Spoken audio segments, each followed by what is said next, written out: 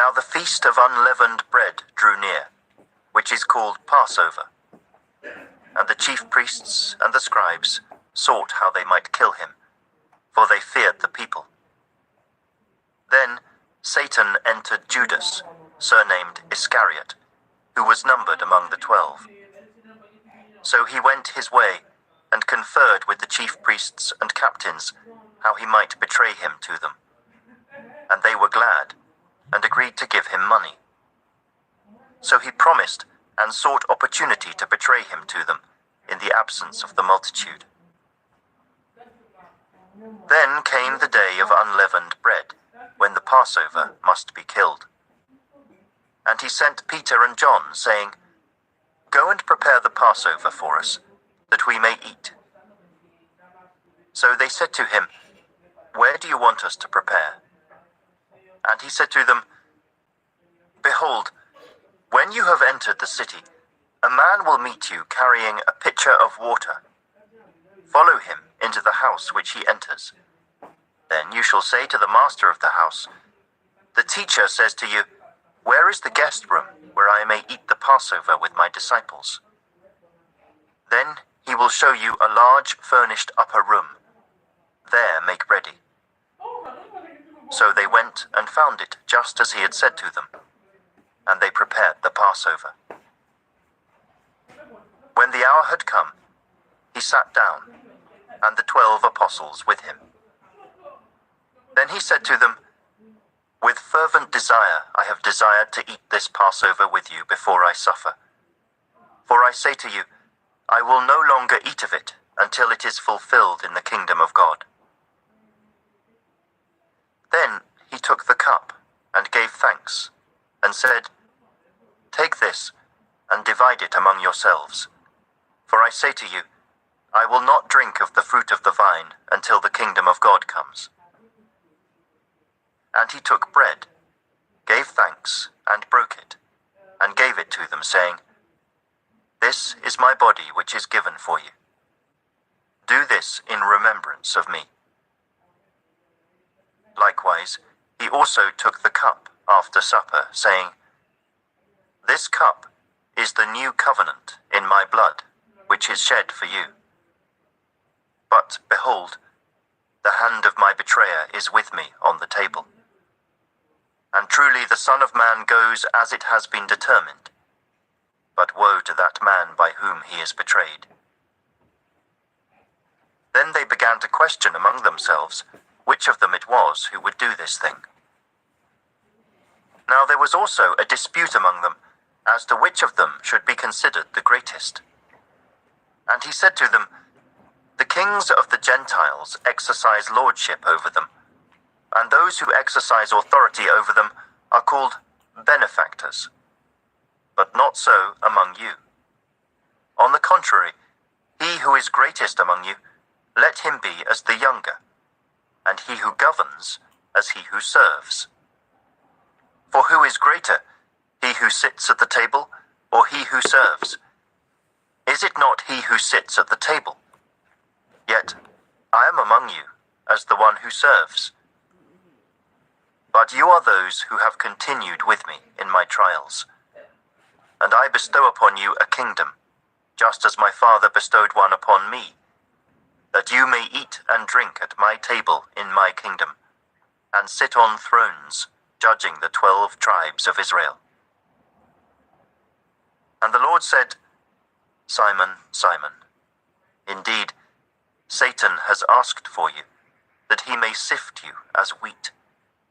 But I have prayed for you, that your faith should not fail. And when you have returned to me, strengthen your brethren."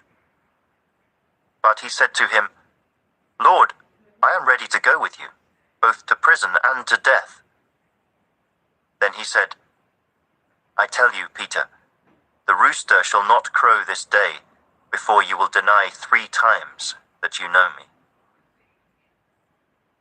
And he said to them, "When I sent you without money, bag, knapsack, and sandals, did you lack anything?" So they said, "Nothing." Then he said to them, "But now, he who has a money bag, let him take it, and likewise likewise a knapsack. And he who has no sword, let him sell his garment and buy one. For I say to you that this which is written must still be accomplished in me. And he was numbered with the transgressors. For the things concerning me have an end. So they said, Lord, look, here are 2 swords. And he said to them, It is enough. Coming out, he went to the Mount of Olives, as he was accustomed, and his disciples also followed him. When he came to the place, he said to them, Pray that you may not enter into temptation.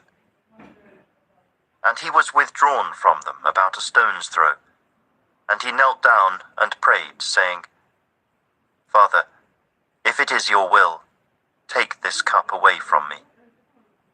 Nevertheless, not my will but yours be done. Then an angel appeared to him from heaven, strengthening him.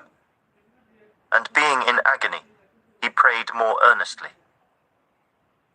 Then his sweat became like great drops of blood falling down to the ground.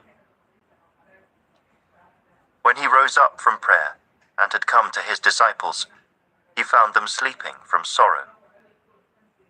Then he said to them, Why do you sleep? Rise and pray, lest you enter into temptation. And while he was still speaking, behold, a multitude, and he who was called Judas, one of the 12, went before them, and drew near to Jesus to kiss him. But Jesus said to him, Judas, are you betraying the Son of Man with a kiss? When those around him saw what was going to happen, they said to him, Lord, shall we strike with the sword? And one of them struck the servant of the high priest and cut off his right ear. But Jesus answered and said, Permit even this. And he touched his ear and healed him. Then Jesus said to the chief priests, captains of the temple, and the elders who had come to him, Have you come out as against a robber, with swords and clubs? When I was with you daily in the temple, you did not try to seize me. But this is your hour, and the power of darkness. Having arrested him, they led him and brought him into the high priest's house. But Peter followed at a distance. Now when they had kindled a fire in the midst of the courtyard and sat down together, Peter sat among them. And a certain servant girl, seeing him as he sat by the fire, looked intently at him, and said, This man was also with him. But he denied him, saying, Woman, I do not know him. And after a little while, another saw him, and said, You also are of them. But Peter said, Man, I am not. Then, after about an hour had passed, another confidently affirmed, saying, Surely this fellow also was with him, for he is a Galilean. But Peter said, Man, I do not know what you are saying. Immediately, while he was still speaking, the rooster crowed. And the Lord turned and looked at Peter.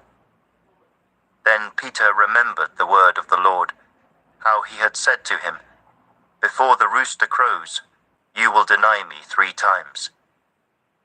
So Peter went out and wept bitterly. Now the men who held Jesus mocked him and beat him. And having blindfolded him, they struck him on the face and asked him, saying, Prophesy, who is the one who struck you? And many other things they blasphemously spoke against him. As soon as it was day, the elders of the people, both chief priests and scribes, came together and led him into their council, saying, If you are the Christ, tell us. But he said to them, If I tell you, you will by no means believe. And if I also ask you, you will by no means answer me or let me go. Hereafter, the Son of Man will sit on the right hand of the power of God. Then they all said, "Are you then the Son of God?" So he said to them, "You rightly say that I am." And they said, "What further testimony do we need? For we have heard it ourselves from his own mouth." Chapter 23. Then the whole multitude of them arose, and led him to Pilate. And they began to accuse him, saying, "We found this fellow perverting the nation, and forbidding to pay taxes to Caesar, saying that he himself is Christ, a king." Then Pilate asked him, saying, "Are you the king of the Jews?" He answered him and said, "It is as you say." So Pilate said to the chief priests and the crowd, "I find no fault in this man." But they were the more fierce, saying, "He stirs up the people, teaching throughout all Judea, beginning from Galilee to this place." When Pilate heard of Galilee, he asked if the man were a Galilean. And as soon as he knew that he belonged to Herod's jurisdiction, he sent him to Herod, who was also in Jerusalem at that time. Now when Herod saw Jesus, he was exceedingly glad, for he had desired